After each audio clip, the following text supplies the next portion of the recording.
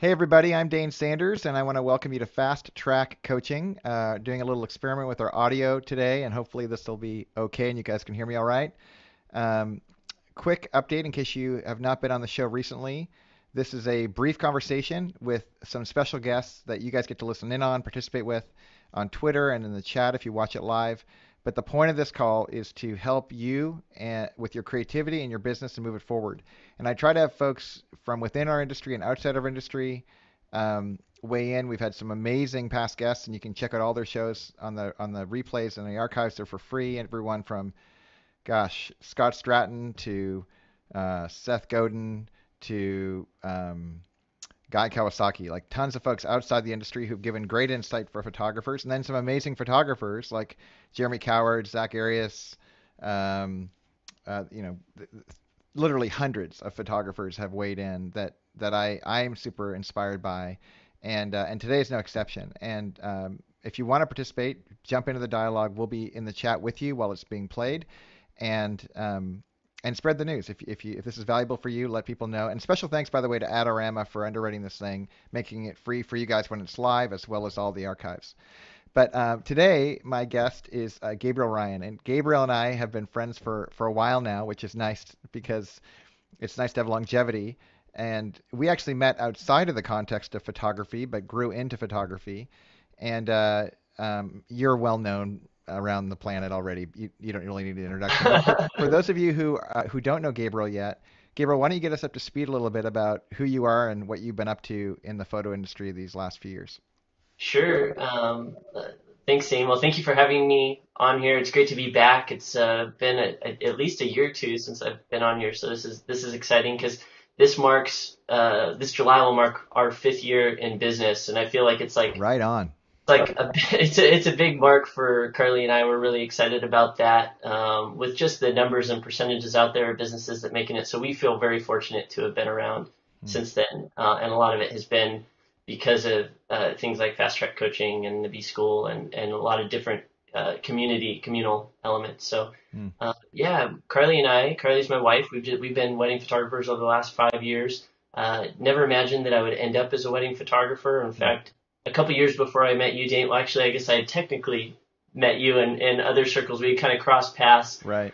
but never really connected. I actually did end up shooting a couple weddings, and I had only ever shot film before.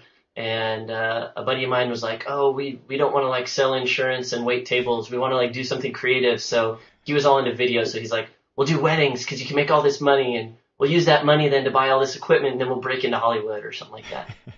So that was like grand. Sounds like the roadmap of most of my friends. That's perfect.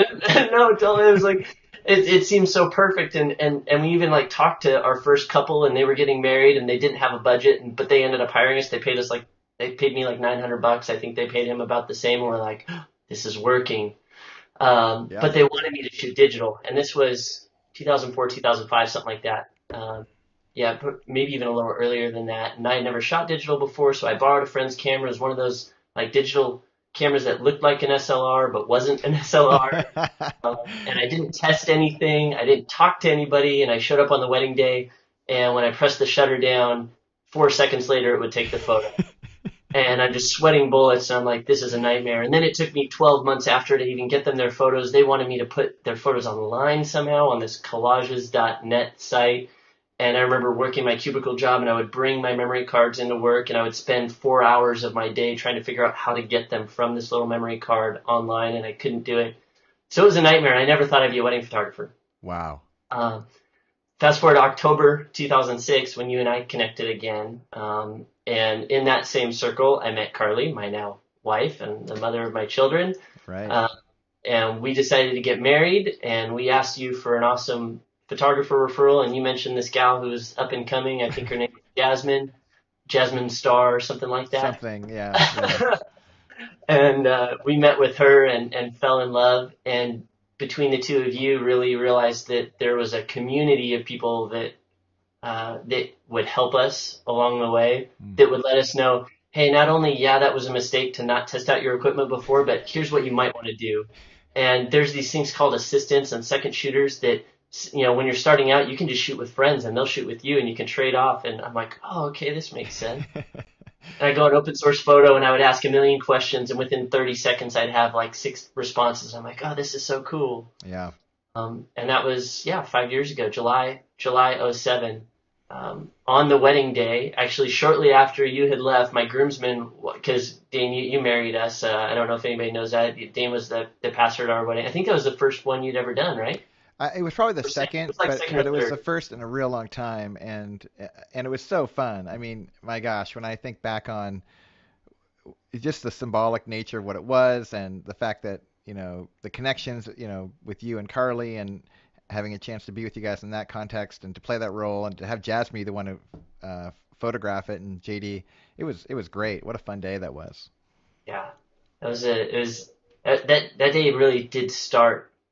It started a lot. I feel like I really started growing up that day. Like Hmm. it took me 25 years, whatever, and then that was a good day. So after we cut the cake and stuff, my groomsmen walked up and they knew I'd been putting all my money into this wedding and paying for the honeymoon because we didn't want to go into debt. And they handed me a wad of cash and they said, "This is to start your photo business," because I had sold all my gear previously, my film gear. And so we went and bought a 30D and a 51.8 and headed off to Hawaii on our honeymoon and started our business. And it's been a long 5 years. It's been a short 5 years. There's been a lot of struggles that we've gone through just in learning to be married and business partners, in learning what it takes to run a business, and what it means to take care of people and all those kind of things. Yeah. So yeah, Wow. On the outside looking in, it's fun that it's 5 years, because when it's 5 years, it's a little less like when I think back to those micro moments that are just so painful hmm for anybody growing up. I mean, I think I'm 41, and I think I'm like a 45-year-old startup. I'm not quite ready yet, but I think humans are that way. And um, having a chance to watch you grow and grow into yourself and beyond, I mean, it's been awesome. And Carly too. I mean, really, you guys as a partnership have negotiated a lot to get to where you're at. And what's really fun is now, it's cool that you gave me and Jazz some credit, but honestly, that's what you are to so many people now too, which is such a great model of, clearly Jasmine and myself all received a bunch from people that probably go nameless a lot. And then it's kind of our job to kind of turn that around. And for folks who are watching, what a great model for you to be doing likewise. And what's great is, by the way, you being on the show is actually a request, and those are probably my favorite shows. I love when I get to just hand pick people, and you've been on the show before because I wanted you to be on it. But when participants are like, we want to hear from that guy, that's always a great sign, I think, and indicative of all the things that you're doing. Today's caption conversation, reads, "Aw shucks." yeah, right. um, today's conversation, I'm really interested in getting into some dialogue with you around um, about style, and in particular around focusing your brand. I've been as I've been looking at your kind of your online presence, and the way that you have consistently looked for signature ways to put yourself, kind of make your mark. Like for example, I was in a conversation once with another fast tracker, Jen Disney, and we were talking about you and your site, and this is the early days of your site when you first jumped in. I think your first show it said or something, hmm and you would use a lot of illustration and the way that things popped in and popped out. And um, uh, Jen was like, I decided to build my own site, and then I went and saw Gabriel's and just decided that I suck. Like, there's no way I'm gonna make anything as cool as that, and it's perfect. Your site is rocking. oh, it's Love phenomenal. it with the key and everything. Oh, It's it she's got cool stuff. it's great, but you inspired a lot of that for her, and I think it's pretty cool, even for someone to go and be honest, say, yeah, that's discouraging, because everyone's had that experience, even you guys watching, and then to go one step further and go, okay, I'm going to let that inspire me, so this kind of illustrative kind of bias, but then to create a juxtaposition of the illustration with the images, and really, it's a great frame. There's a few people who've done that exceptionally well around the country, and so that's really cool. So all that to say, I know that you care a lot about the impact that your brand makes with a particular type of client. And I'm wondering, to get the conversation started, if you could share a little bit about who it is that you're trying to attract, like what kind of a bride. And Mhm. second, what have you been learning over these last few years about the importance of focusing your brand message to your target audience? Sure. Those are great questions. And I think kind of even Thanks. to you're welcome. I know you spent the last 3 weeks crafting very figuratively. You've got the teleprompter there and you read them perfectly. um, no, but kind of as a preface to that, I'm a big nerd. I listen to lots of podcasts and stuff. I listened to this one by this guy Merlin Mann. I'm sure you know of him. A lot of the listeners may or may not know about him. And he said something that really struck a chord with me. No pun intended, because he was talking about guitar playing, and he said, it doesn't. And he might have even been requoting someone else. He said it doesn't matter how many years you've been playing guitar. It matters how many hours you've been playing guitar. And I was like, oh, that makes a lot of sense, because I used to be the kind of guy that was really attracted to the number of years. And even when I say, I've been in business for 5 years, that can mean a whole lot of things, because I know a lot of people that have been in business shorter than that and longer than that are in different places in comparison to where Carly and I are. So I want to say that just as encouragement to people, when it comes to branding and focusing our brand, it's a lot of practice, a lot of trial and error and testing and figuring out what works and what doesn't work. Just by throwing something necessarily up online and just leaving it doesn't necessarily mean that you're learning and growing, if that makes any sense. So for us, it has been a very action-oriented process over these last 5 years. When you say that, Gabriel, like what kind of actions do you like? First of all, great analogy. I think that's pretty powerful to say. You don't get any credit for time passing. You only get credit for actually getting on the guitar and playing, or getting in front of or behind the camera, or doing what you're doing, like the stuff you want to right. care about. So I love that distinction. But what tangibly went into those hours for you, especially around your brand focus? Because I know you've been working the craft hard for a long time. You actually been shooting for a long time, as you already mentioned. And I'm not really interested in that side of it, because I am from the perspective of output. I really appreciate your work, but what really strikes me is how your work matches your brand. Like Mm-hmm. there's this real kind of almost like a calibrated intention Mm-hmm. that fits there. And so what goes into those hours? Like what are you doing? For sure. Well, it kind of really revolves around three specific tasks, kind of macro. I don't know if this macro is the right word. The kind of more general tasks that go into more specifics. And for us, that the first step is creating some type of vision for what we're trying to achieve, and then creating a plan to get that vision, and then really actually acting on that vision in specific steps and testing things. Hmm. So for our brand, what that looked like was actually asking a bunch of questions about what type of client we wanted to attract, where that client physically is, where is she spending her time, what does she value, all these kinds of things, getting that on paper, and then figuring out a plan. So that's the vision part of it, and actually getting it written down. Mm-hmm. Then the plan part of it was, okay, that's great. Now how do I get in front of her? Hmm. There's a gal that came to our first workshop we did this last year. She's out in Vegas, and she was having a really hard time. She's done a lot of family portraits, but she really wanted to break into the wedding market, and she was just kept hitting her head against the wall. Um, and I said, okay, well, in Henderson, Nevada, like, where are the brides in relation to you? Like, where are they literally at? And because we were looking at my story, Carly's and my story, when we first started, where were the brides at? Well, they were our friends because they were getting married at that time. Mm-hmm.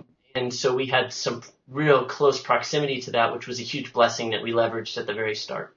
She didn't have that because she's a few years older. She's got kids of her own, and so her friends all have kids. So naturally, she's shooting families. So he said, okay, where are the brides? Well, for her, they were at the bridal fairs. And at first, she felt very, she's like, oh, I don't necessarily want to do a bridal fair because there's this perception in the industry and whatnot of what a bridal fair is or is not. But I really encouraged her. I said, if that's where they're at least you can start there and test it. And if it doesn't work, it doesn't work, and you try something else. Hmm. She did her first bridal fair. She booked 4 weddings. One of them was in Hawaii. Hmm. And now she's tasked with giving those clients the best possible experience she can. So maybe it even did start out as a very consumer type relationship where it's like, I'm trading you dollars for photography. She has the task now of, if that is the case, then really making a remarkable experience that they are going to go out and remark about to get her more business. Hmm. So that's kind of what we've done similar in our business, just figuring out, okay, where do we want to be and what kind of client do we want to be in front of, and then how do we do that? Hmm. And then we would try things and we would fail, and then we would try things and then they would work. Hmm. Yeah, this conversation, and by the way, for those of you who are new to these conversations, none of this is canned. Like we know kind of ballpark thematically what we want to talk about, but this is all live, and Gabriel is actually my friend, and this is the kind of thing we'd be talking about if we were just grabbing coffee, and that's the intention. Is we want to let you guys in on these dialogues. But I'm so struck, Gabriel, by what you're describing because you've been around the fast track world for a while, and we just had our annual leadership conference here in Newport. People came in; it was really fun. I'm so bummed that I missed that. Yeah, well, it's all right, but it's fun. Like you would have really enjoyed the conversation because literally where we landed was we looked at and this is going to sound like a sales pitch. It's not. I'm just trying to give people some context. Just a sec.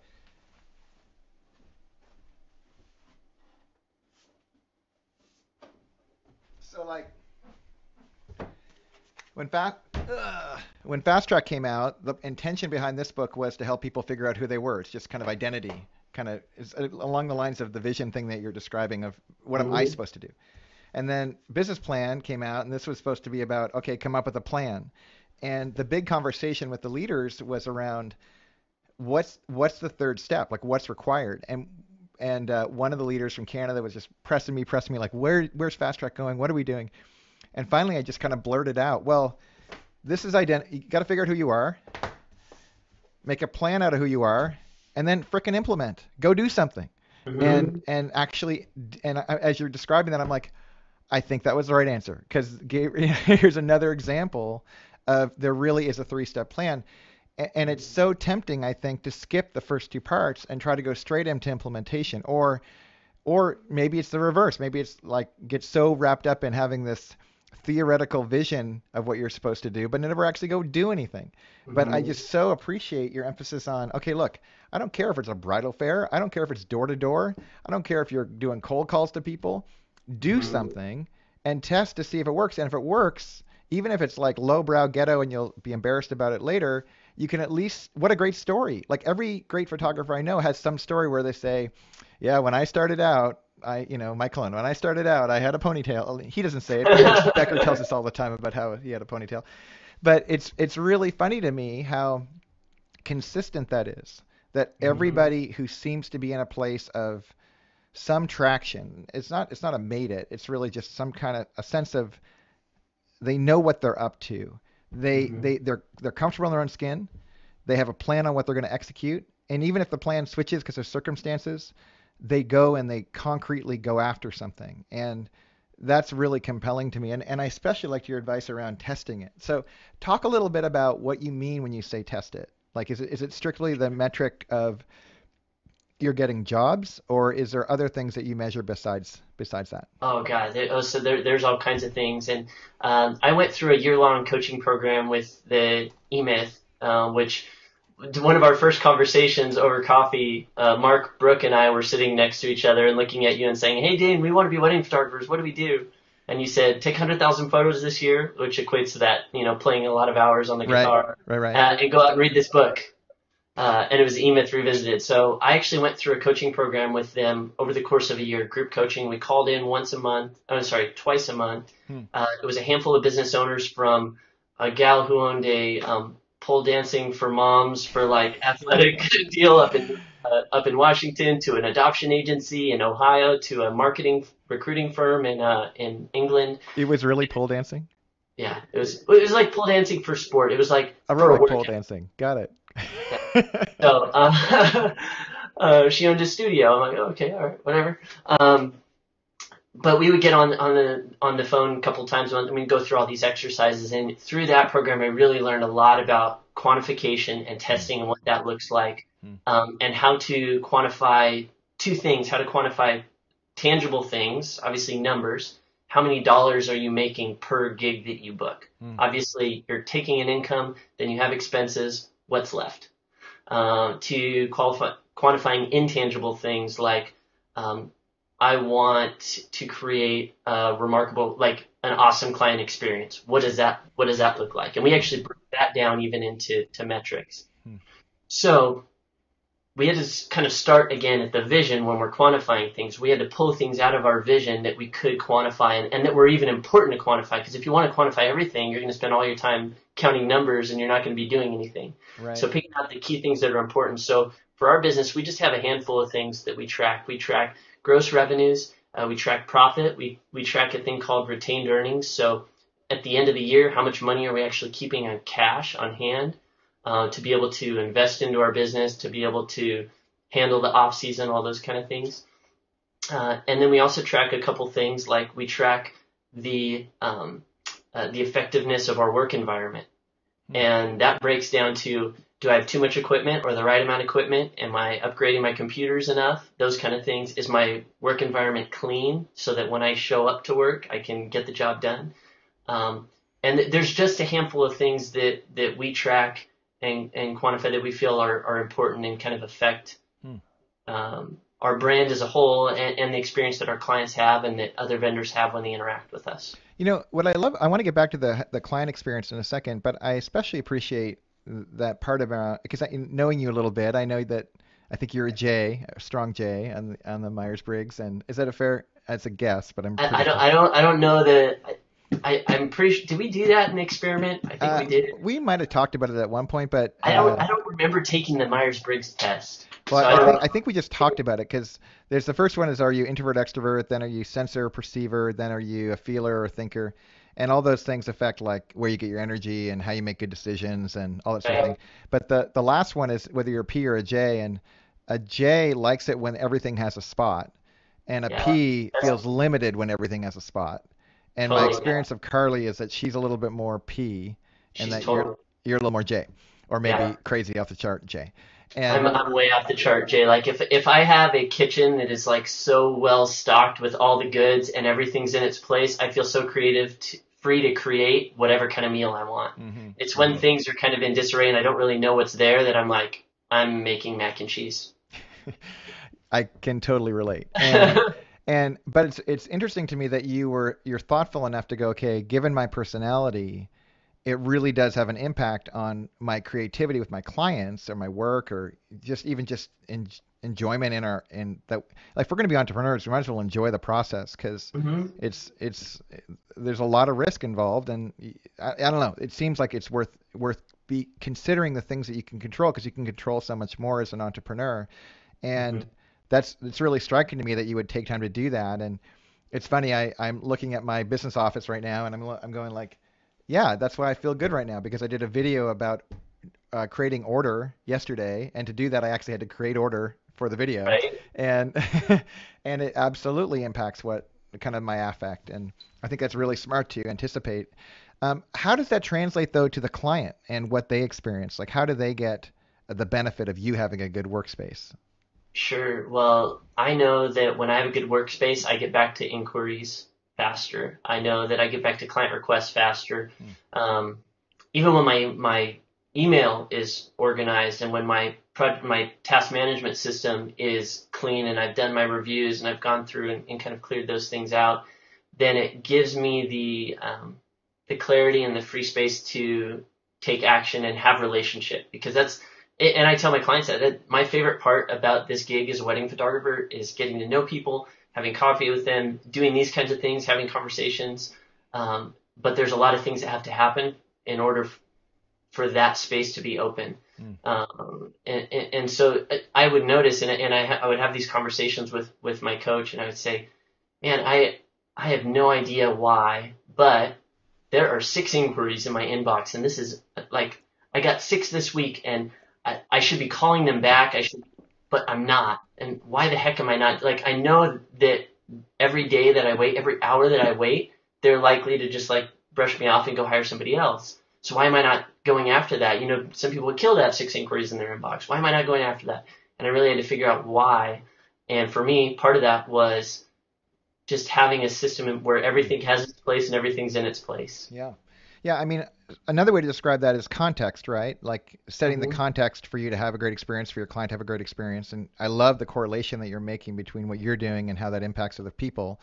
And I also appreciate that, you know, the content in contrast with context is, it's striking to me how disproportionate of attention there is in our industry on the content that we create. So like, the photos that we make, for example, and how we make those photos and how we manipulate those photos. And I appreciate the need for good content, but I'm also just struck by how little attention is given to the context around that content. Does that resonate with you too, or no? Yeah. So if I'm hearing you right here, you're saying a lot of talk goes into the content. Are you putting out enough blog posts? Are you putting Right. out the right type of photos? Or, are you working on your craft? That kind of thing. But then kind of the setting for where that's being placed. Yeah. No, I do think that maybe that does get pushed aside because it's not as obvious. It's Right. not on the front page of my website that I use OmniFocus to track the next action for every single one of my clients. I know, like, you could ask me and I could go through my list and say, oh yeah, you know what? I know that I need to follow up with Lindsay and Aaron next week to see if they love their wedding album because I just got the notification that they received it today. Mm. Those kind of things. And the content of that is the relationship. I genuinely want to care for my clients and I want them to feel cared for. Number one, because they're people. Number two, because I know they're people that talk to other people. Mm-hmm. But the context for that, again, is that kind of underlying system that allows that to happen. Because if I didn't have it on a list somewhere, at least Yeah. for me, my personality, I might sometimes do it when I remember to, and most of the time I probably wouldn't. Yeah. And I think caring is a very active, action-oriented thing, and where some people might look at that and they say, oh, that feels very, again, confined or restrictive, or it feels like it takes all the emotion out of it. I see it as the opposite. Is no, like I'm putting all the thought and stuff into it ahead of time, Mm-hmm. so that this person can feel cared for. Hmm. Hmm. Yeah, I mean, it reminds me a little of people who create, like in the online world, people who have these really cool feature sets on a website or whatever, but they don't concern themselves with like the user experience and Mm-hmm. the distance it is. Like when my printer was on the other end of that long table, I had to go an extra 4 feet to go get something off the printer. Which, Mm-hmm. but what if I could just do this?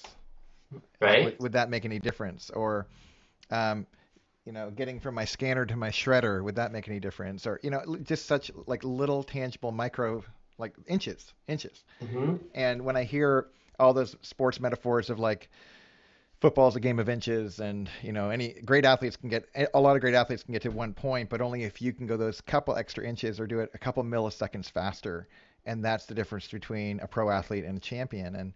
And it seems like there's all that metaphor is the same in our industry. There's a lot of really remarkable photographers, but it seems like the ones that stand out tend to do something a little extra. So it could be, it's not the same for everybody, but it does seem like there's some little place where they're going, I'm gonna go a couple more inches further than everyone else is going to. Um, Mm-hmm. when you look around the industry right now, who is impressing you? Like, who are those folks that are going a few inches further in certain categories where you go, it's may not be your category, but when you look at what they're doing, you go, yep, they're on the right path.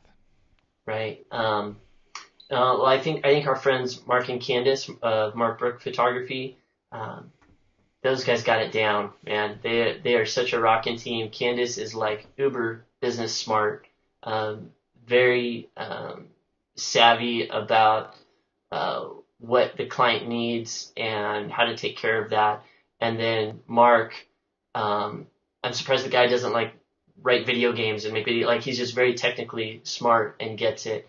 Mm. And they know exactly what their roles are. So for them, the kind of context that they set, they have very clear guidelines around who does what, and they come together in just this rockin' team that they shoot like a bazillion weddings a year.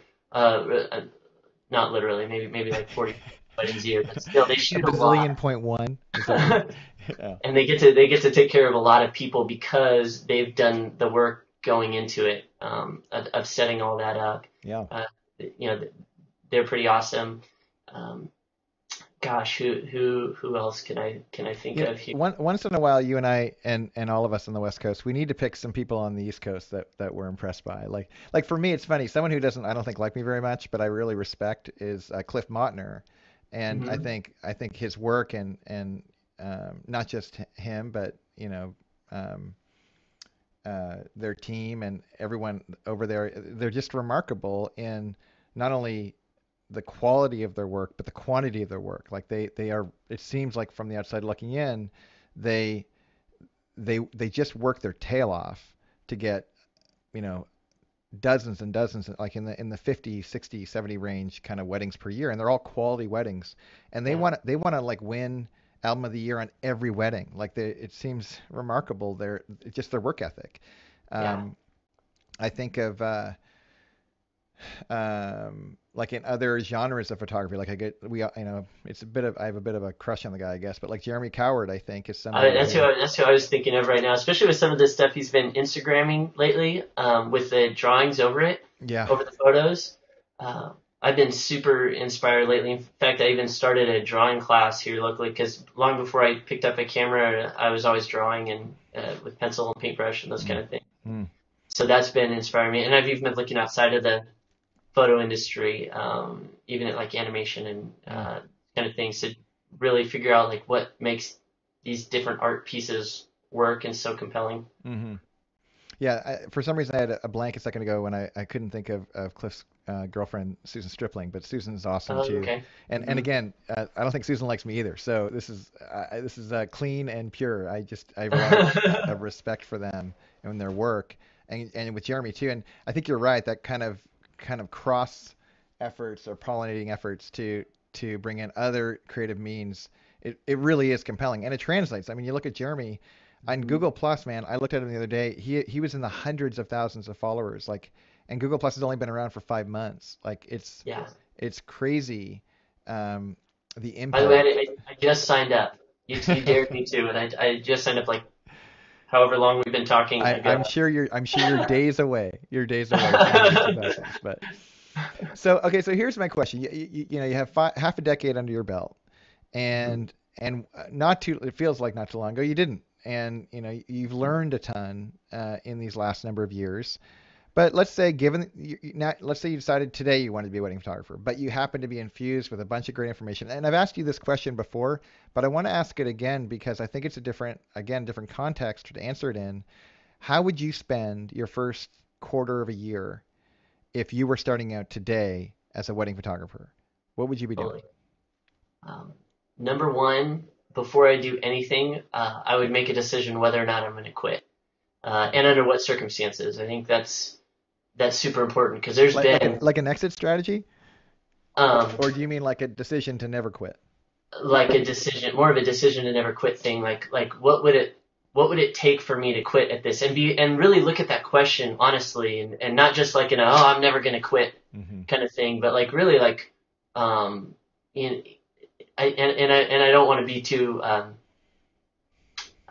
doomsdayish, so I'm not going to list out specific context for that. I'll let you kind of come up with that on your own, but I would think about that because there have been many, I don't know how many, there's been many times where I've wanted to quit over the last 5 years. And it's been conversations with good friends and colleagues, and really just uh, faith and my faith in God and seeing what He has gotten me through up until now, that has gotten me through that point. So just being really clear on how much is this really worth it to you, and so I would start there, and then really practically, once you kind of get that, uh, I would definitely do a lot of reading, as much reading as you possibly can. The E-Myth Revisited is still like one of my favorite Totally. books. I listen I to mean, it it absolutely at least inspired my twice. work, like the work that I did. There's no question. It's a Yeah, critical book to read. Totally. huge. Uh, and then I would get really I would start on your vision. That's the first thing that I would start on. Um, Actually getting something down on paper, and the way that I recommend people doing that is just start asking questions. There's the obvious ones like how much do I want to make? What type of client do I want to serve? Where do I want to do my work? Do I want to do my work locally? Do I want to do it all across the world? Do I want to do it in a specific niche? I just start asking yourself questions, and every time you find a new question, write it down. And a real easy way to do that is to, either have some 3x5 cards in your pocket or Post-it notes or whatever. And every time you have a new question, write it on a separate 3x5 card, separate Post-it note. And then over the course, of 3, 4, 5, 6 months, you're going to have a whole stack of questions. Some you'll have really good answers to. Some you won't have any answers. Some of your answers will be total guesses, like what's my profit percentage going to be? I have no idea. Maybe 10. Let's say 10%. Let's say 30%. And you're going to be totally guessing, but at least you'll have something written down. Yeah. And then you can. What I love about the Post-its and the 3x5 cards and stuff is then you can physically move those things around and see what interacts with other things. Mm-hmm. For Carly and I, it's taken us a while to get that vision statement that's been crafted out really clear. And it took a lot of that kind of process. But now, for our marketing portion of our vision, for example, we know exactly where our clients are coming from. They're coming from past clients, they're coming from other photographers and vendors, and they're coming from online publications. So where the heck do you think we're going to focus our energy? Like on those things. And then that leads into the kind of client fulfillment part of our vision. Like, okay, what do we need to do to feed these three things? So there's certain parts that you will have answers to right now, and there's certain parts that you need to get some work under your belt. So I would get started on that vision, and then also coming back to what we started talking about, be very cognizant that it's easy to get lopsided or unbalanced. And it's okay to be unbalanced for a short period of time. I'd say it's bad to be unbalanced for a long period of time. What I mean by that is it's okay when you're first starting out to spend a lot of time on your vision and figuring that out. But at some point, you got to put a plan in place for like how you're actually going to make that vision happen. Okay, so that, you want to shoot ranch. I think of Mike Larson. He wants to shoot these vineyard estate weddings in the Central Coast. Great, he knows that. Great. Okay, now, but what's going to be the plan to actually do that? Like, how's he going to make those contacts and connect with those types of brides? You got to put that plan in place. And then again, also you want to be actually doing the plan and testing that plan out and figuring out, okay, you know what? When we got our stuff in that magazine, we were so excited, and the last 50 inquiries we've got, not one person has said they found us in a magazine.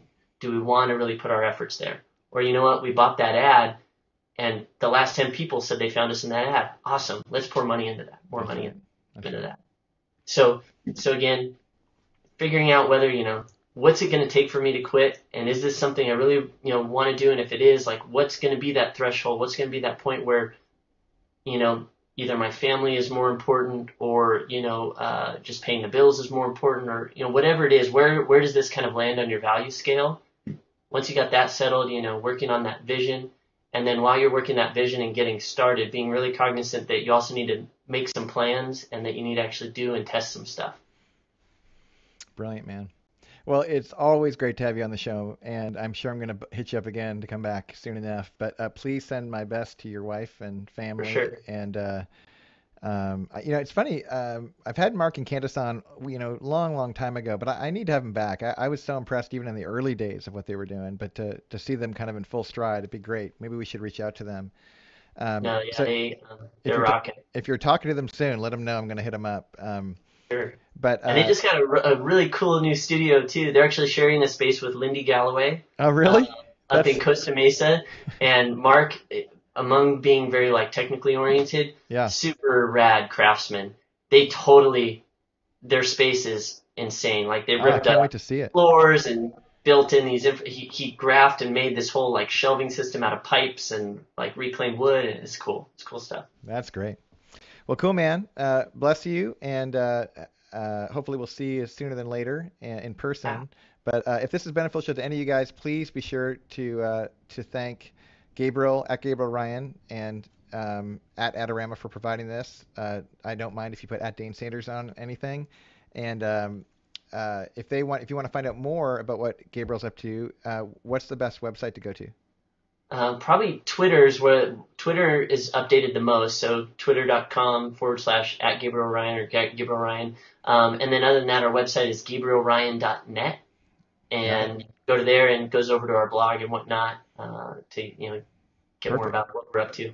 .net is the new black. I think that's a great idea. Okay. It is. Cool, dude. Thanks so much. Thank you. See you, man. Bye.